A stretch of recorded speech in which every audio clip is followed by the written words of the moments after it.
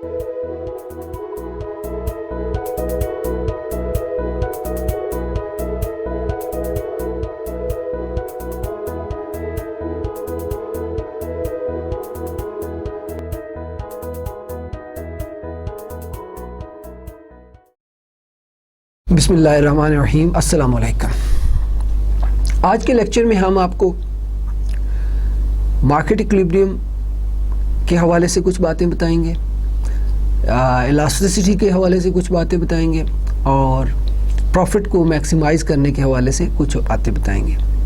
अब ये वो सारी चीज़ें हैं जो आप सुन के हैरान भी हुए होंगे कि ये सारी तो हम कर चुके हैं, लेकिन इन कॉन्सेप्ट्स के दौरान चूँकि कुछ स्किल्स हमने अभी तक लर्न नहीं किए थे, तो कुछ चीज़ें हमने जानबूझ के जो है वो इग्नोर कर दी थी, छोड़ दी थी। जैसे कि हमने जब मार्केट के इक्विलिब्रियम पढ़ा था तो उसमें सिर्फ जो है वो एक इंडिपेंडेंट वेरिएबल और एक डिपेंडेंट वेरिएबल के हवाले से जो डिमांड और सप्लाई की इक्वेशंस होती थी उन्हें हमने सॉल्व करना सीखा था। और मार्केट इक्विलिब्रियम वहाँ पर होता है जहाँ पे demand is equal to supply, right? Quantity demand is equal to quantity supply, ये इक्विलिब्रियम कंडीशन हो गई। हमने मल्टी वेरिएबल जो डिमांड फंक्शंस होते हैं जिसमें गुड्स की अपनी प्राइस भी और उसके सब्स्टिट्यूट या कम्प्लीमेंट्री गुड की प्राइस भी गिवन होती है, वो जो है हमने आपको नहीं बताई। तो इस हवाले से हम आज आपको ये बातें भी कुछ एडिशनल बताएंगे कि किस तरह से कि अगर ऐसा डिमांड फंक्शन जिसमें उसकी अपनी प्राइस और प्राइस ऑफ सब्स्टिट्यूट या अपनी प्राइस और price of complementary good given हो तो उसको हम किस तरह से सॉल्व करते हैं। तो मार्केट इक्विलिब्रियम किस तरह से अटेन किया जा सकता है कि अगर मल्टी वेरिएबल इक्वेशंस आपको बताई जाएं। इसके साथ साथ हमने आपको इलास्टिसिटी के कंसेप्ट के दौरान प्राइस इलास्टिसिटी भी समझाई थी और आपको इनकम इलास्टिसिटी भी, और उसमें जो क्रॉस पार्शियल इलास्टिसिटी है वो हमने आपको नहीं बताई थी, वो भी आज हम आपको बताएंगे। इसी तरह से जब हमने प्रॉफिट को मैक्सिमाइज़ करना सीखा था और उसकी दो कंडीशंस जो आपको बड़ी अच्छी तरह से याद होंगी कि फर्स्ट ऑर्डर कंडीशन वाज कि हम जो है फर्स्ट ऑर्डर डेरिवेटिव लेते थे और उसको ज़ीरो के बराबर रखते थे, जिसको नेसेसरी कंडीशन भी कहा जाता है। और जब हम ज़ीरो के इक्विवेलेंट रखते थे तो इस तरह से by solving this will get the critical values, okay. और फिर हम सेकंड ऑर्डर डेरिवेटिव लेते थे और देखते थे कि अगर वो लेस देन ज़ीरो है तो हम कहते थे कि function is at maximum point, okay. तो लेकिन आज हम आपको ये बताएंगे कि एक मोनोपोलिस्ट जो आपकी जो एक किसी कमोडिटी को डिस्क्रिमिनेट कर रहा है, दो मार्केट्स में मुख्तलिफ प्राइसेस पे बेच रहा है, तो अगर दो मार्केट्स में मुख्तलिफ प्राइसेस पे एक कमोडिटी को बेच रहा है तो उसके प्रॉफिट किस तरह से कैलकुलेट किए जाते हैं और किस तरह से ऑप्टिमाइज़ किए जाते हैं, और अगर वो उस कमोडिटी को डिस्क्रिमिनेट ना करे तो उसके प्रॉफिट्स पर क्या असरात मुरतब होते हैं। लिहाजा ये चीज़ें आज हम आपको बताएंगे। तो सबसे पहले हम आपको जो चीज़ बताने जा रहे हैं वो है मार्केट इक्विलिब्रियम। अगर कमोडिटीज़ जो हैं वो सब्स्टिट्यूट्स हों और आपके पास दो तरह की इंफॉर्मेशन गिवन हो, ये यानी कि दोनों मार्केट्स, फॉर एग्जांपल बहुत सारे सब्स्टिट्यूट्स हैं, जैसे कि आप देखें कि मटन और बीफ सब्स्टिट्यूट है, ठीक है। तो अगर हमें डिमांड फॉर मटन और सप्लाई फॉर मटन भी गिवन हो, डिमांड फॉर बीफ और सप्लाई ऑफ बीफ भी गिवन हो, ठीक है जी, तो हम किस तरह से equilibrium prices of beef and mutton और equilibrium quantity sold of beef and mutton calculate कर सकते हैं। तो सबसे पहले हम विल स्टार्ट विद इट कि किस तरह से अगर दो मार्केट साइमल्टेनियसली हमें इक्वेशंस गिवन हो हम किस तरह से उन्हें जो है वो सॉल्व करते हैं, ठीक है। तो ये सारी जो प्रोसीजर है वो आपके सामने मैं करूँगा, स्टेप्स अच्छी तरह से ध्यान में रखिएगा, और इस तरह से हम ये देखेंगे कि किस तरह से गिवन इंफॉर्मेशन के जो है वो दो मार्केट्स की अगर आपके पास हो तो किस तरह से इक्विलिब्रियम प्राइसेस और क्वांटिटीज हम कैलकुलेट करते हैं, okay. Will start with an example, okay. Examples हम आपके सामने सॉल्व करते हैं बीफ की और मटन मार्केट की, ठीक है। अगर बीफ मार्केट की इंफॉर्मेशन हो, quantity demand of beef is equal to 82 minus 3 price of beef plus price of mutton, और quantity supply of beef given है वो है -5 plus 15p, okay.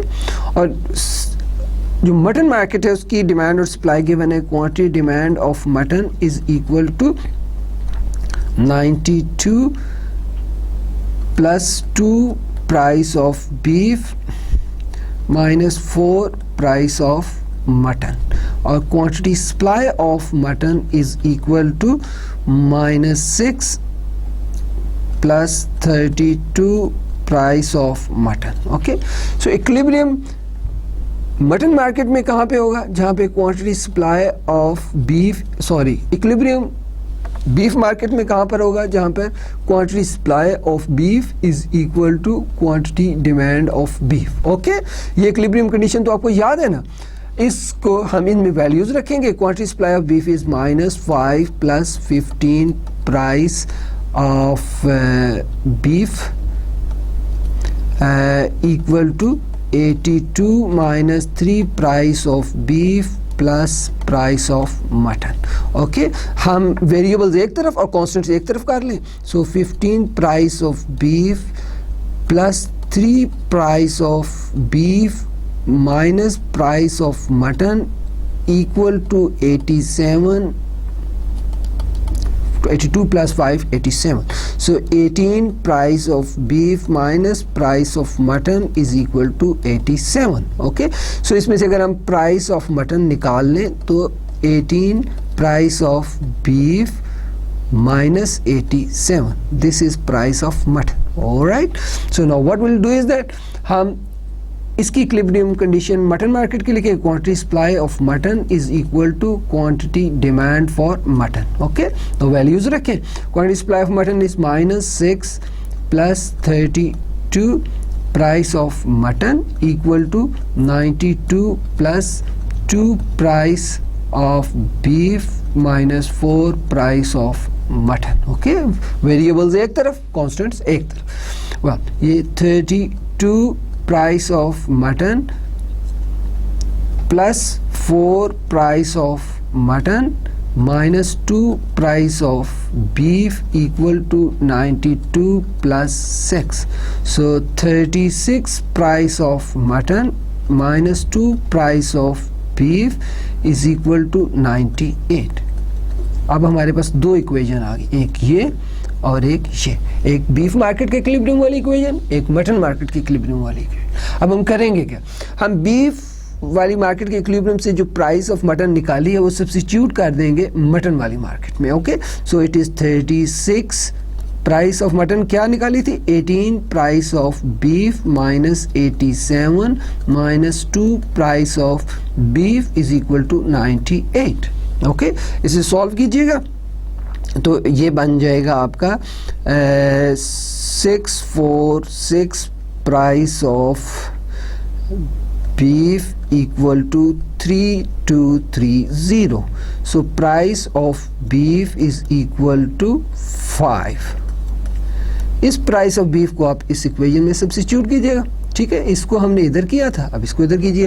Price of mutton is equal to 18 price of beef कितनी है? 5 minus 87. So price of mutton is equal to 90 minus 87. So price of mutton is 3. Okay, so price of beef 5. So अब आप क्या करें? Quantity of mutton या और quantity of beef आपने निकालनी. ठीक है, वो क्वांटिटी आपने निकालनी है जो बिकेगी अगर प्राइस ऑफ मटन 3 हो और प्राइस ऑफ बीफ 5 हो. तो याद रखिएगा कि अगर ये वैल्यूज प्राइस ऑफ मटन और बीफ अगर हम इस इक्वेशन में रखें या इसमें रखें, ओके, तो हमें क्वांटिटी जो बीफ की मिलेगी वो दोनों बराबर होंगी. ठीक है, फॉर एग्जांपल हम इसमें रखते हैं. ओके, सो क्वांटिटी सप्लाई कितनी, क्वांटिटी सप्लाई ऑफ बीफ कितनी निकल आएगी? -5 plus 15 into 5. So quantity supply of beef is -5 plus 75. So quantity supply of beef आपकी कितनी आ जाएगी? 70. So quantity कितनी आ गई? 70. अगर बीफ की प्राइस 5 हो और मटन की प्राइस 3 हो तो जो क्वांटिटी सोल्ड है बीफ की वो 70 होगी. अब क्वांटिटी जो है वो मटन की आपने देखनी है. Quantity Q supply of mutton is equal to -6 plus 32 price of mutton. So quantity supply of mutton is equal to -6 plus 32 into price of mutton कितनी है? That is 3. So quantity supply of mutton is equal to -6 plus 96. So quantity supply of mutton is equal to, that is 90. Okay, so this is how we can find the equilibrium price and quantity of mutton and beef, right? जब हमें multi variable demand functions given हो. Okay, so I hope कि आपको अच्छी तरह से समझ आ गई है. हम इसके लिए एक एग्जांपल और देखते हैं ताकि आपको अच्छी तरह से ये क्लियर हो जाए. ये था गुड्स कौन सी थी? बीफ और मटन. कौन सी गुड्स की कैटेगरी में आएगा? सब्स्टिट्यूट्स. बीफ और मटन. अब हम एक एग्जांपल करते हैं जिसमें कंप्लीमेंट्री गुड्स हैं. ठीक है जी. फॉर एग्जांपल स्लैक्स और जैकेट्स जो हैं वो कंप्लीमेंट्री गुड्स हैं और हमें इनकी डिमांड और सप्लाई की इक्वेशंस बताई गई हैं. Quantity demand of slacks is equal to 410 minus 5 price of slack minus 2 price of jacket. Okay, और quantity supply of slacks is equal to -60 plus 3 price of slacks. So ये demand और supply की equation है slacks market की. अब jacket markets की तरफ जाएं. सो देखिए वो आपकी quantity demand of jacket is equal to 295 minus price of slack minus 3 price of jacket. Okay, और quantity supply of jacket is equal to -120 plus 2 price of jacket. Okay, so ये आपके demand के फंक्शंस गिवन है jacket और slack से. You know jacket और slack आपस में क्या है? Substitutes. Okay, I am sorry, slacks और जैकेट्स जो हैं वो कम्प्लीमेंट्री गुड्स हैं. ओके, सो इक्विलिब्रियम देखिए पहले. Quantity supply of slacks is equal to quantity demand of slacks. ये इक्विलिब्रियम कंडीशन है स्लैक मार्केट की. और इसी तरह से equilibrium condition quantity supply of jackets equal quantity demand of jackets. Okay, ये इक्विलिब्रियम कंडीशन है जैकेट मार्केट की. सो हम पहले इस इक्विलिब्रियम कंडीशन में वैल्यूज रखते हैं. -60 plus 3 price of slack equal to 410 minus 5 price of slack minus 2 price of jacket. Okay, now variables एक तरफ, कॉन्स्टेंट्स एक तरफ. So 3 price of slacks plus 5 price of slack plus 2 price of jacket equal to 410 plus 60.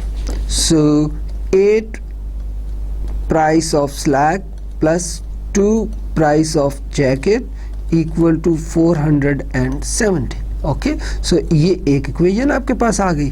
दूसरी equation आप देखिए, इसमें value substitute करें. -120 plus 2 price of jacket equal to 295 minus price of slack minus 3 price of jacket. Okay, variables एक तरफ और constants एक तरफ. 2 price of jacket minus price of slack plus 3 price of jacket equal to 295 plus 120. So 5 price of jacket minus price of slack is equal to 415.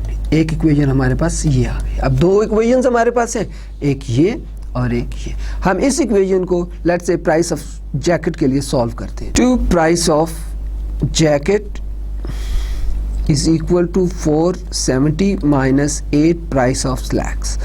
So price of jacket is equal to 470 minus 8 price of slack divided by 2. So price of jacket is equal to 235 minus 4 price of slack. So price of jacket को आप substitute कर देंगे इस equation में, 5 into 235 minus 4 price of slack minus price of slack is equal to 415. Okay,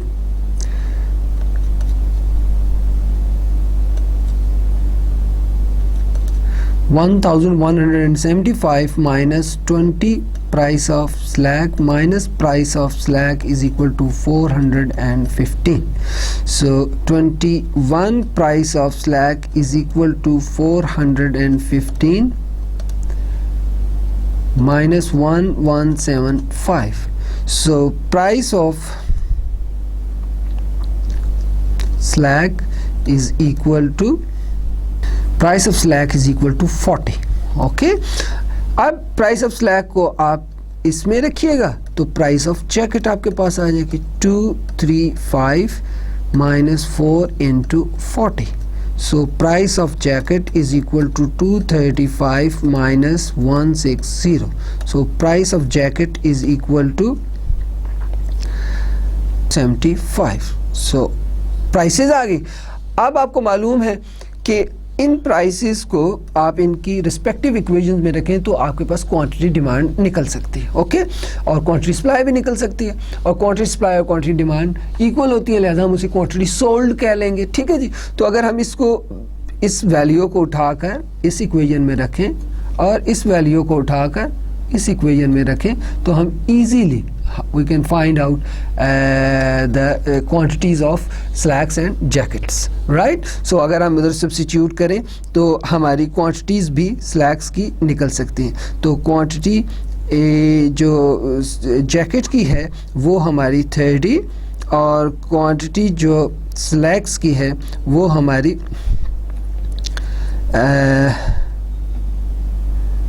60. Okay, ये हम calculate कर सकते हैं. सो इस तरह से आपने देखा कि किस तरह से हम जो मल्टी वेरिएबल डिमांड फंक्शंस मौजूद हो in case of complementary goods और सब्स्टिट्यूट्स, तो हम किस तरह से इक्विलिब्रियम प्राइसेस और इक्विलिब्रियम क्वांटिटीज़ कैलकुलेट करते हैं. I hope you enjoyed this analysis और आपको अच्छी तरह से समझ आ गया होगा कि किस तरह से कम्प्लीमेंट्री गुड्स और सब्स्टिट्यूट गुड्स में हम इक्विलिब्रियम फाइंड आउट करते हैं. Right now will come up with another, now अब हम देखते हैं कि किस तरह से हम पार्शियल जो डेरिवेटिव्स के इस्तेमाल करके जो क्रॉस इलास्टिसिटीज फाइंड आउट करते हैं. ओके, सो हमारा नेक्स्ट जो टॉपिक है वो एग्जैक्टली जो है वो क्या हमने देखना है.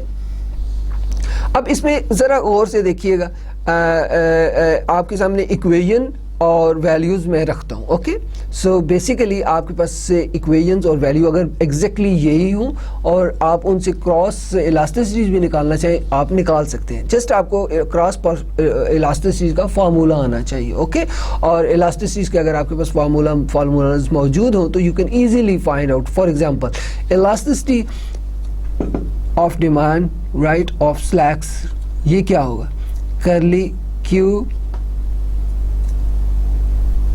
slacks over curly p slacks, right? Price of slack over quantity of slack. Okay, ये आपका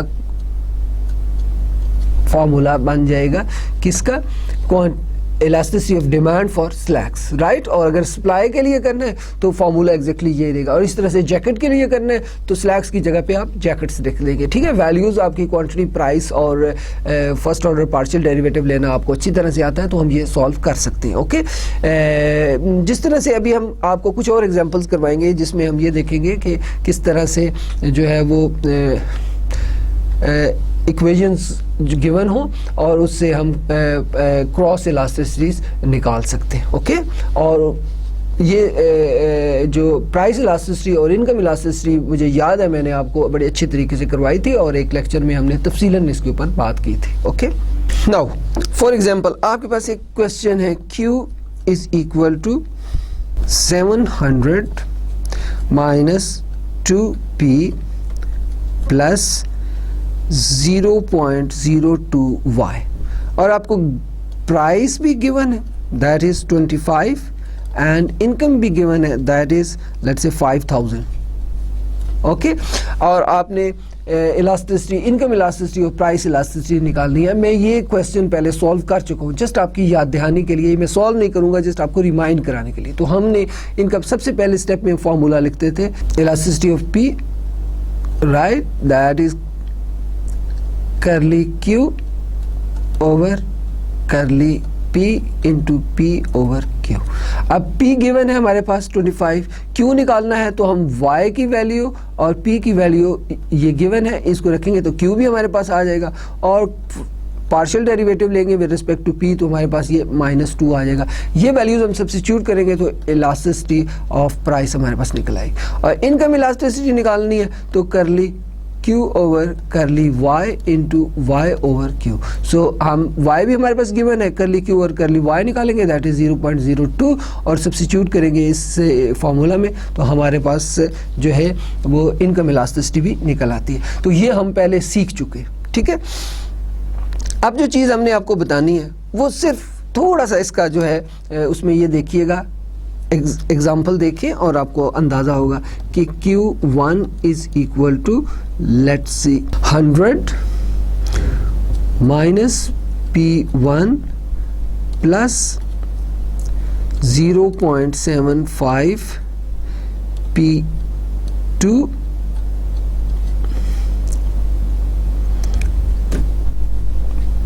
minus 0.25 P3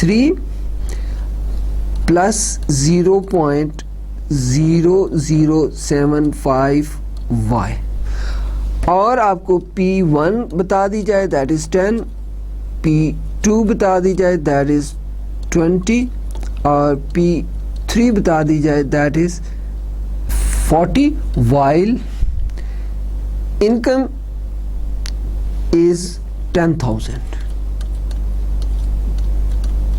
okay,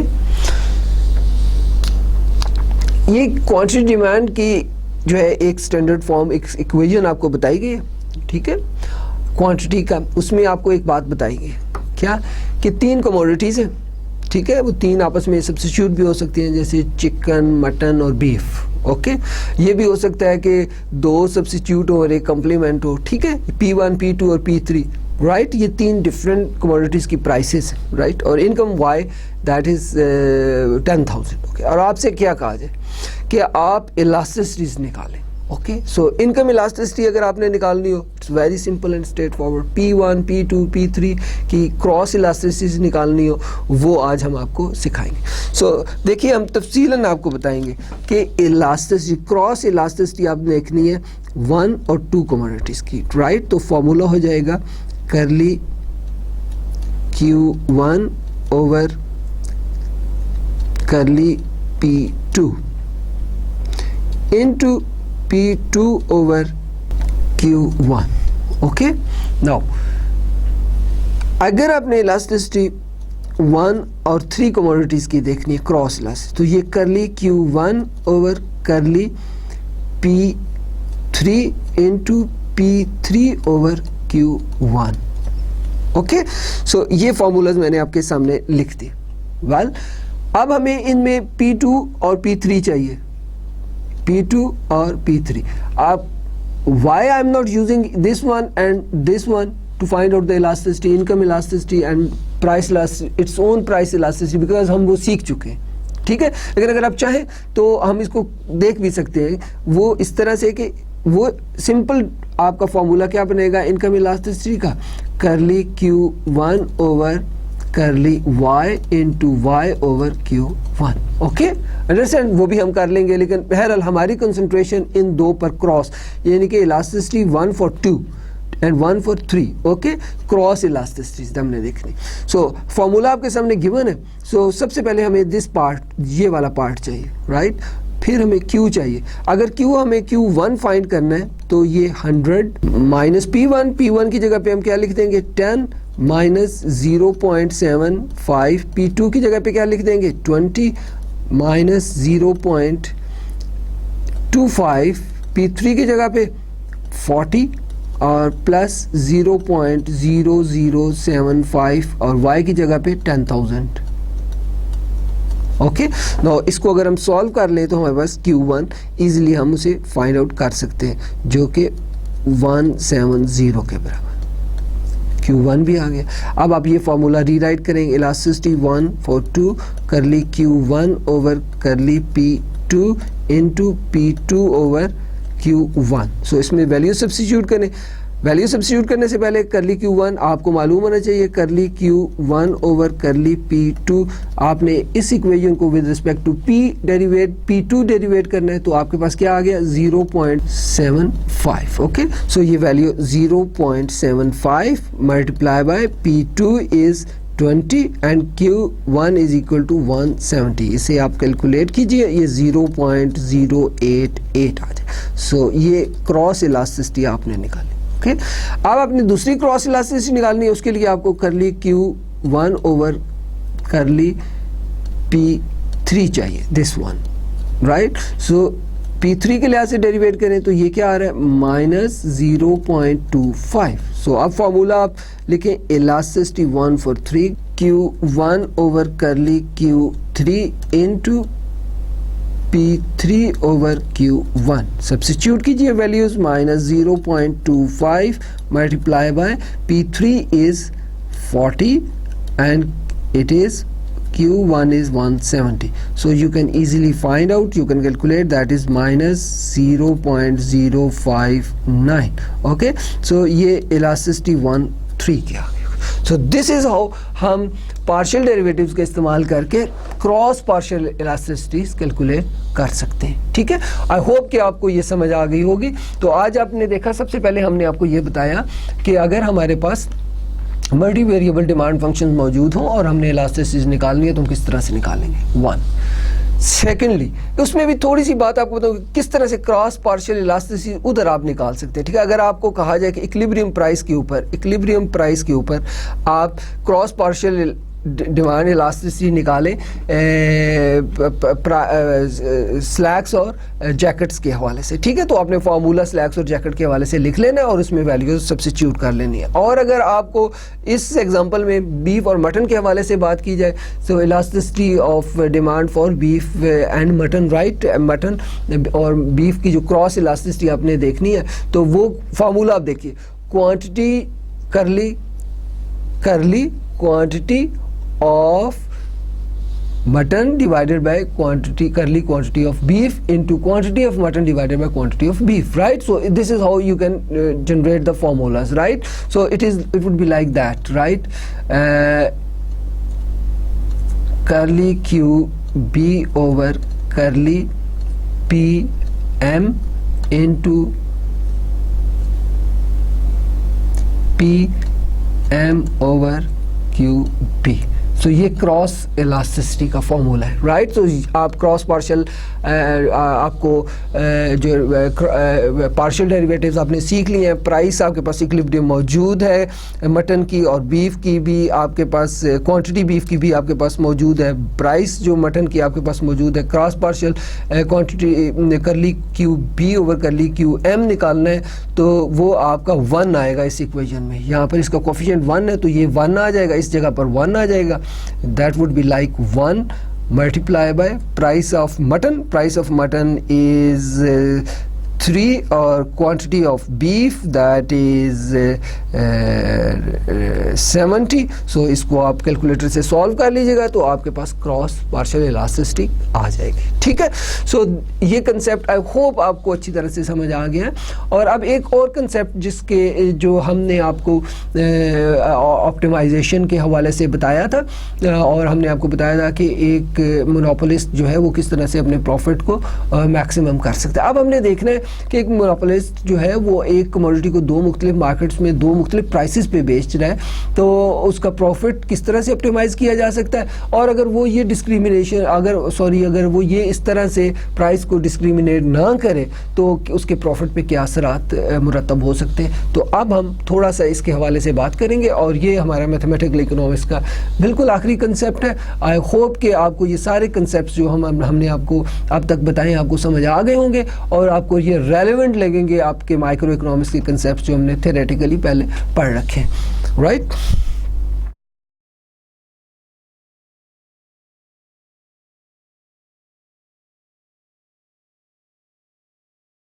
well example आप देखिए, आप प्राइस डिस्क्रिमिनेशन के हवाले से फॉर एग्जांपल हम अज्यूम करते हैं कि एक प्रोड्यूसर है जिसको लोकल मार्केट और फॉरेन मार्केट के अंदर वो प्रोडक्ट्स बेचता है और उसके पास जो अपॉर्चुनिटी है लोकल और फॉरेन मार्केट में प्राइस को डिस्क्रिमिनेट करने की, और लोकल और फॉरेन मार्केट के डिमांड के फंक्शंस गिवन होंगे और हमसे कहा जाएगा कि क्वेश्चन ये होगा कि अगर वो डिस्क्रिमिनेट करे तो उसका प्रॉफिट क्या होगा और अगर वो डिस्क्रिमिनेट ना करे तो उसका प्रॉफिट क्या होगा। हम स्टार्ट कहाँ से करते हैं, हम आपको डिमांड के फंक्शंस बताते हैं। That is Q1 is equal to 21 minus 0.1 P1 and Q2 that is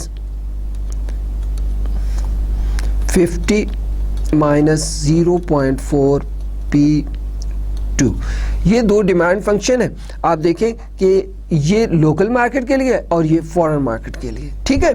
और देखिए कॉस्ट जो है किसी भी फर्म की कॉस्ट, अब समझ लीजिए कि बेशक एक फर्म लोकल मार्केट में और प्राइसेस पे बेच रही है, फॉरेन मार्केट में और प्राइसेस पे बेच रही है, राइट, लेकिन कॉस्ट ऑफ प्रोडक्शन चूंकि वही कारखाने में बन रहे हैं, एक जगह पे बन रहे हैं, लेकिन कॉस्ट ऑफ प्रोडक्शन जो है वो आइडेंटिकल होगी, राइट। सो उसके लिए याद रखिएगा कि जो कॉस्ट है, टोटल कॉस्ट वो अगर गिवन है और वो आपकी है that is 2000 plus 10Q। Okay, अच्छा जी, आपको ये बात क्लियर होनी चाहिए कि Q जो क्वांटिटी है वो Q1 प्लस Q2। अब Q1 लोकल मार्केट में जो बेच रहा है और Q2 जो वो फॉरेन मार्केट में बेच रहा है, राइट। अच्छा जी, अब देखिए कि लोकल मार्केट में जब वो कमोडिटी बेचता है तो उसका रेवेन्यू और होता है और फॉरेन मार्केट में रेवेन्यू और होता है। और रेवेन्यू निकालने का तरीका आपको मालूम है कि revenue is equal to price into quantity. So सबसे पहले हम लोकल मार्केट का रेवेन्यूज निकालते हैं, राइट। वो हम क्यों निकाल रहे हैं, वो इसलिए निकाल रहे हैं कि हमें मालूम है कि profit is equal to total revenue minus total cost. अब जो टोटल रेवेन्यूज है वो total revenue 1 plus total revenue 2 होगा माइनस टोटल कॉस्ट। क्यों, ये लोकल मार्केट का रेवेन्यू, ये फॉरेन मार्केट का revenue. So what will do is that, first of all, right, so हमें टोटल रेवेन्यू चाहिए जो है TR1 चाहिए। TR1 क्या होगा, that is P1 and Q1। Okay, so we need to find the P1। Okay, so P1 हम इस equation से दिस वन से हम फाइंड आउट कर सकते हैं। Q1 is equal to 21 minus 0.1 P1। So 0.1 P1 is equal to 21 minus Q1. So P1 is equal to 21 minus Q1 divided by 0.1. So price 1 is equal to 210 minus 10 Q1. So total revenue 1 would be P1 and Q1. So P1 is 210 minus 10 Q1 into Q1. So total revenue 1 is equal to 210 Q1 minus 10 Q1 square. So total revenue आपके पास आ गया। Okay, सो आपने देखा कि total revenue 1 आपने इस तरह से हासिल कर लिया। इक्विलिब्रियम कहाँ पर होता है, आपको याद है, इक्विलिब्रियम वहाँ पर होता है जहाँ पर MC is equal to MR, right. So market 1 में इक्विलिब्रियम कहाँ पर होगा, जहाँ पर MC is equal to MR1 होगा, मार्जिनल रेवेन्यू 1 होगा, ठीक है। तो मार्जिनल कॉस्ट और माइनर रेवेन्यू 1 जहाँ पर इक्विलिब्रियम होगा वो बराबर होंगे, वो आपका इक्विलिब्रियम पॉइंट होगा। Okay, so minor cost is equal to minor revenue 1, this is the equilibrium condition, याद है ना आपको। सो सबसे पहले हमें जो है वो माइनर रेवेन्यू हम देखें, minor revenue 1 is equal to DTR1 over DQ1, right. So इसको हम with respect to Q1 derivative करेंगे। सो ये 210 माइनस 20 Q1 आ जाएगा, राइट। सो माइनल रेवेन्यू आपके पास आ गया। अब माइनल कॉस्ट निकालनी है। माइनल कॉस्ट क्या होती है, DTC ओवर DQ। ये आपके पास टोटल कॉस्ट गिवन है, इसको with respect to Q derivate करेंगे, that is 10। Okay, so equilibrium कहाँ पर आ गया, that is 210 minus 20 Q1 equal to 10, right क्यों? क्योंकि marginal revenue 1 is equal to marginal cost, ये हमारा इक्विलिब्रियम है। तो इस तरह से हम Q1 फाइंड आउट कर सकते हैं। देखिए आप 20 Q1 is equal to 210 minus 10, so Q1 is equal to 10, quantity 1 आपकी 10 आ गई। ओके, सो अब आप बड़ी आसानी के साथ उस मार्केट की प्राइस भी निकाल सकते हैं, that is 210 minus 10 Q1। Okay, so P1 is 110। So local market में वो फर्म क्वांटिटी बेचेगी कितनी? 10, किस प्राइस पे? 110 के ऊपर, राइट। अब क्या ये हमारी मैक्सिमम की दोनों कंडीशंस को पूरा किया? नहीं, मैक्सिमम आउटपुट करने के लिए दो कंडीशंस है। Condition 1 MC is equal to MR, और कंडीशन 2 के slope of MC is greater than slope of MR। That is very important. Slope of MC is equal to slope is greater than slope of MR। So first of all हमें slope of MC देखने। Slope of MC क्या होगा? DMC over DQ। Marginal cost आपने कहाँ पे find किया? That is here, right. तो DMC कितना आ जाएगा इसका डेरिवेटिव? That is 0। और स्लोप ऑफ MR ये कैलकुलेट आपने करना है। ये आपने MR कहाँ पे कैलकुलेट किया? आप उसे देखें और उसका जो है ये MR है, ठीक है। इसका फर्स्ट ऑर्डर डेरिवेटिव अगेन ले लें तो ये आएगा -20।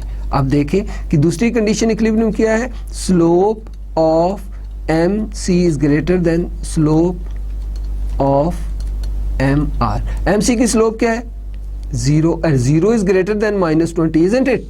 तो आपने देखा कि हमारी मैक्सिमाइज की दोनों कंडीशन पूरी हो गई। कितनी कंडीशन? दोनों कंडीशन पूरी। कौन सी? कि MC is equal to MR और slope of MC is greater than slope of MR at the equilibrium point. Okay, तो हम कह सकते हैं कि अगर वो फर्म लोकल मार्केट में 10 जो है वो यूनिट बेचे क्वांटिटी के और प्राइस रखे 110, तो उसका प्रॉफिट क्या हो जाएगा? मैक्सिमम हो जाएगा। ठीक है, ये आपको बात समझ आई है? ठीक है, तो अब हम देखेंगे मार्केट 2 की तरफ जाएंगे। ठीक है जी, मार्केट 2 के लिए हमने देखना है कि अब ये वाली इक्वेशन हम लेंगे और ये प्रोसीजर दोबारा से इसी तरह से करेंगे, right. So what is Q2? Q2 हम रीराइट कर लेते हैं, that is 50 minus 0.4 P2। Okay, now हमने टोटल रेवेन्यू 2 निकालना है। उसके लिए हमें P2 इंटू Q2 हमने करना है, राइट। सो हमें P2 चाहिए। सो सबसे पहले हम इसको P के लिए सॉल्व करेंगे, P2 के लिए सॉल्व कर लेंगे। तो ये आपका जो है वो आ जाएगा P2 is equal to 50 minus Q2 divided by 0.4। Okay, तो ये आपका P2 जो है ये आपका आ जाएगा 500 divided by 4 minus 10 by 4 into Q2। Okay, so P2 is equal to 125 minus 2.5 Q2 आ जाएगा, right. This is your P2। अब TR2 is equal to P2 into Q2। So total revenue 2 is equal to P2 is equal to 125 minus 2.5 Q2 into Q2। So total revenue 2 is equal to 125 Q2 minus 2.5 Q2 square. So आपके पास total revenue आ गया। Equilibrium condition क्या है आपकी? MC is equal to MR होना चाहिए। So MR2 is equal to DTR2 over DQ2, that is 125 minus 5Q2, right? So marginal revenue 2 is equal to 125 minus 5Q2. Equilibrium condition MC is equal to MR2। Okay, so MC हमने जो है वो पिछली slide में आपने देखा हमने calculate की थी और वो थी आपकी here 10। Okay, so MC is equal to 10 और MR 1 to 5 minus 5q square, right? So that is 10 is equal to 1 to 5 minus 5q2. So 5q2 is equal to 1 to 5 minus 10. Okay, so q2 is equal to 115 divided by 5. So q2 is equal to 25. Quantity Q2 आ गई। This is how you can find the P2। आप P2 जो है उसमें ये values रख दें, ये Q2 की वैल्यू इधर रख दें तो आपके पास P2 आ जाएगा। So P2 is equal to 125 minus 2.5 into 25। Okay, so P2 is equal to 67.5। तो प्राइस भी निकल आई और क्वांटिटी, प्राइस आपकी 67.5 और क्वांटिटी 25। आपने देखा कि अगर फर्म जो है वो प्राइस 67.5 रखे और क्वांटिटी 25 यानी कि दूसरी मार्केट में 25 यूनिट बेचे और 67.5 पे बेचे तो उसका प्रॉफिट मैक्सिमम होगा। लेकिन कंफर्म करने के लिए हम इसकी सेकंड ऑर्डर कंडीशन क्या है? Slope of MC is greater than slope of MR।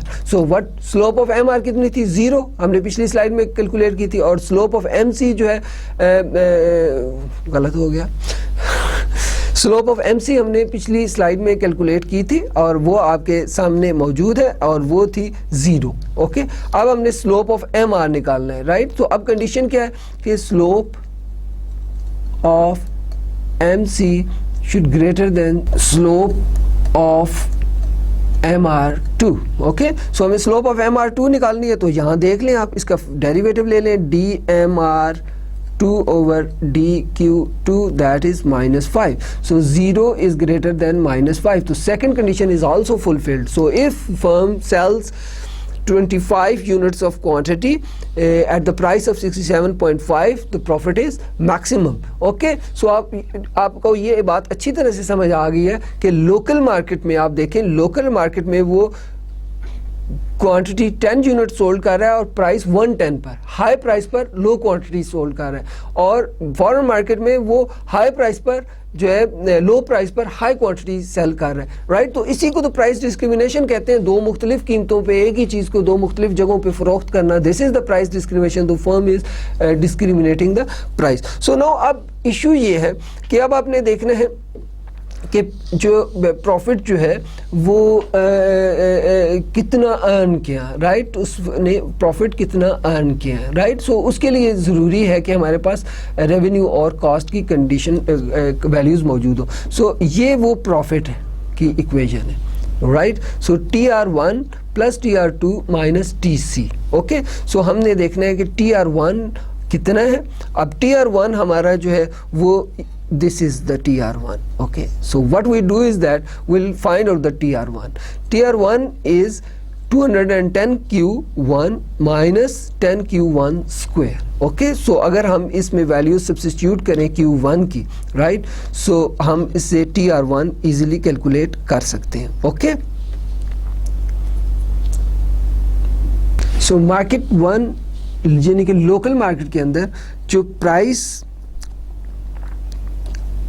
P was 110, okay, P1 and Q1 was 10 and P2 second market के अंदर प्राइस जो थी वो 67.5 और Q2 वो सेल कर रहा था 23। ओके, सो टोटल रेवेन्यू 1 उसकी फर्म का जो है वो P1 और Q1 आ गया।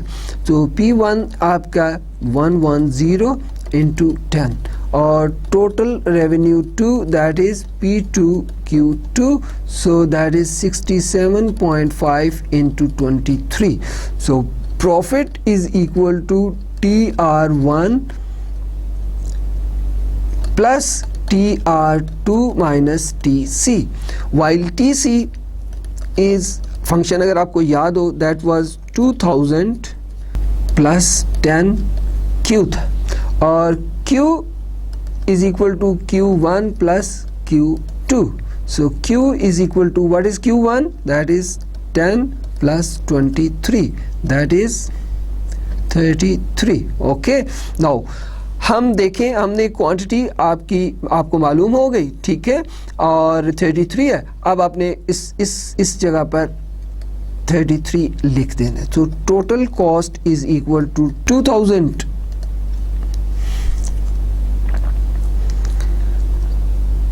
Plus 10 into 33। So total cost आपकी आ गई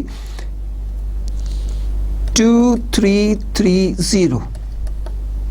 ओके, अब प्रॉफिट किसके बराबर हो? अब let us rewrite TR1 plus TR2 minus TC। So profit is equal to TR1 कितना है? 110 इंटू 10, TR2 कितना है? 67.5 इंटू 23, एंड TC कितना है? 2330। So profit is equal to, calculate कीजिएगा, 322.50। This is your profit. Okay, अगर एक फर्म, मोनोपोलिस्ट फर्म, डिस्क्रिमिनेट कर रही है प्राइस को, यानी कि दो मुख्तलिफ मार्केट्स में दो मुख्तलिफ कीमतों पर जो है वो चीज़ को बेच रही है, और लोकल मार्केट में ज़्यादा प्राइस पे कम क्वांटिटी और फॉरेन मार्केट में कम प्राइस पे ज़्यादा क्वांटिटी बेच रही है, तो हमारा प्रॉफिट जो है वो क्या निकला डिस्क्रिमिनेट करने पर? 322.50। सो इसका मतलब यह है कि इन केस ऑफ डिस्क्रिमिनेशन प्रॉफिट है 322.50। अब अगर वो फर्म डिस्क्रिमिनेट ना करे, तो फिर ये जो है इक्विलिब्रियम किस तरह से अटेन किया जा सकता है और प्रॉफिट किस तरह से निकाला जा सकता है। ठीक है, जब ऐसी सूरत हाल आ जाए कि जब एक फर्म जो डिस्क्रिमिनेट नहीं कर रही, तो अब जो P1 is equal to P2 हो जाएगी, राइट? टोटल रेवेन्यू चेंज हो जाएंगे curves, right? Now if firm is not discriminating, right? So अब जो डिस्क्रिमिनेट नहीं कर रही, तो अब आप P1 is equal to P2 हो जाएगा। ओके, और ये जो आपका Q1 is equal to 21 minus 0.1 P1 और Q2 50 माइनस 0.4 P2 है। तो अब ये किस तरह से हो जाएगा? Q is equal to Q1 plus Q2 हो जाएगा, और जब Q आप निकालेंगे तो Q1 21 माइनस 0.1 P रह जाएगा सिर्फ। क्यों? क्योंकि P1 is equal to P2 है, प्लस 50 माइनस 0.4 P2 की जगह पे सिर्फ P रह जाएगा। सो Q will become 71 minus 0.5 P. So this is the quantity function, right? Demand function, right? Now अब देखें, अब अपने टोटल रेवेन्यू निकालना है जो कि PQ के बराबर होगा। Okay, now what we'll do is that we are solving this equation for P. So 0.5 P is equal to 71 minus Q. So P is equal to 71 minus Q divided by 0.5। सो ऐसा क्यों होता चला जा रहा है? इसलिए होता चला रहा है क्योंकि अगर फर्म प्राइस को डिस्क्रिमिनेट ना करे तो दोनों मार्केट्स में प्राइस सेम होगी, P1 is equal to P2। तो अब जो डिमांड के डिफरेंट फंक्शंस जो हमें गिवन थे डिफरेंट मार्केट्स के, वो चेंज हो जाएंगे। ठीक है, उनका हम एग्रीगेट ले लेंगे। एग्रीगेट लिया तो जहाँ पे P1 है उसको भी P कर लिया, जहाँ पे P2 है उसको भी P लिख लिया। क्यों? क्योंकि P1 is equal to P2। सो अब हमारे पास प्राइस जो है वो आपके पास आ जाएगी P is equal to 142 minus 2Q. Okay, so total revenue will become P and Q. So P की जगह पे 142 minus 2Q into Q. So total revenue is equal to 142Q minus 2Q square. Okay, so this is how we can get total revenue, right. अब हमने minor revenue निकालना है, तो minor revenue is equal to first derivative DTR over DQ, that is 142 minus 4Q, okay. और आपको मालूम है कि TC जो है वो 2000 प्लस 10Q था, तो MC जो है वो हमें मालूम है DTC ओवर DQ के बराबर होता है, which is equal to 10। So equilibrium condition क्या है कि जहां पर MC is equal to MR हो, तो MC इज इक्वल टू 10 और MR इज 142 माइनस 4Q। सो हम इसको रीअरेंज कर लें, 4Q is equal to 142 minus 10, so 4Q is equal to 132 and Q is equal to 132 by 4, that will be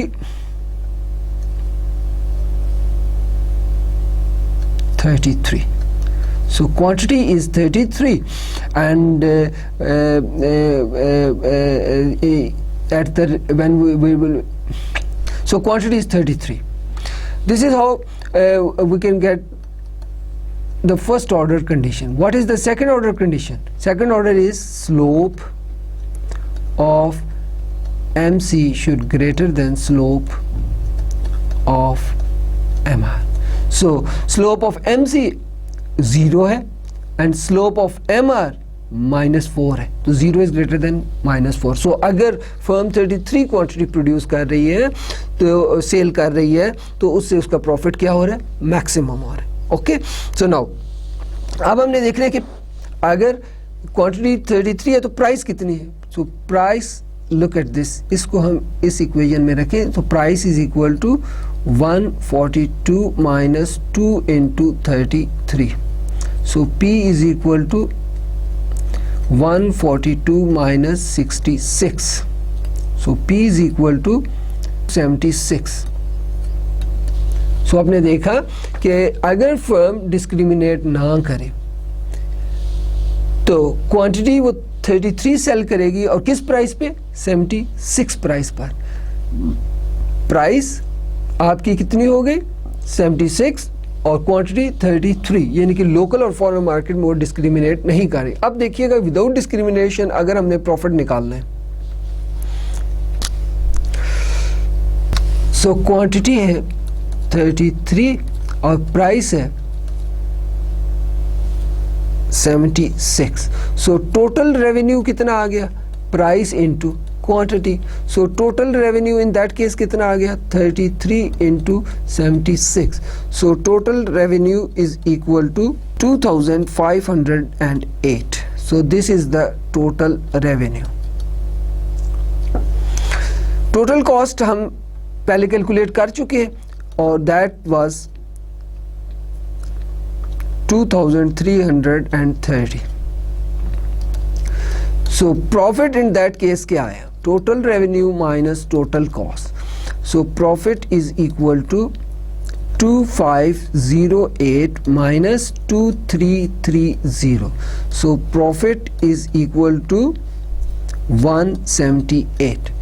सो अगर firm discriminate ना करे तो उसका प्रॉफिट है 178, और अगर फर्म डिस्क्रिमिनेट करे तो उसका प्रॉफिट कितना था? आपको अभी हमने थोड़ी देर पहले कैलकुलेट करके दिखाया, that is 322.50 with discrimination 322.50, 322.50, that is the profit with discrimination. क्या? with discrimination.